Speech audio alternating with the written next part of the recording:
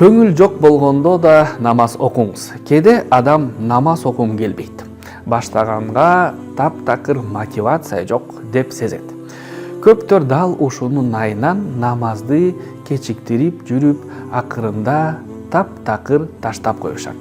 Бирок намаз маанайга, эмоцияга көз каранды нерсе эмес. Бул өзүңүз кабыл алган, жашооңуздун бир бөлүгү кылган эң сезимдүү чечим. Мисалы, адам ден соолугумду карайын деп чечип, спорт залга барууну баштады дейли. Ал чарчаганда да, маанайы жок болгондо да машыгууну калтырбайт. Ар бир машыгуу натыйжа берет. Дене чыңдалып, күч келип, организм тоңузга түшөт. Кээде булчундар ооруйт, бирок ошол оорунун артында өсү жатат. Намаз да ушуга окшош. Болгону ал денени эмес, жан дүйнөнү чыңдайт. Руханий тонусту кармап турат. Жүрөктү тынчтык жана нур менен толтурат.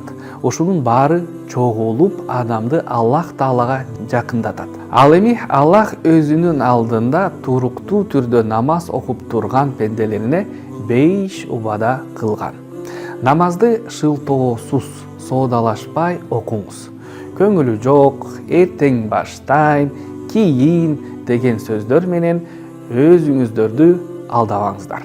Бул ички тынчтыгыңыздын, эки дүйнөдөгү бактыңыздын баасы.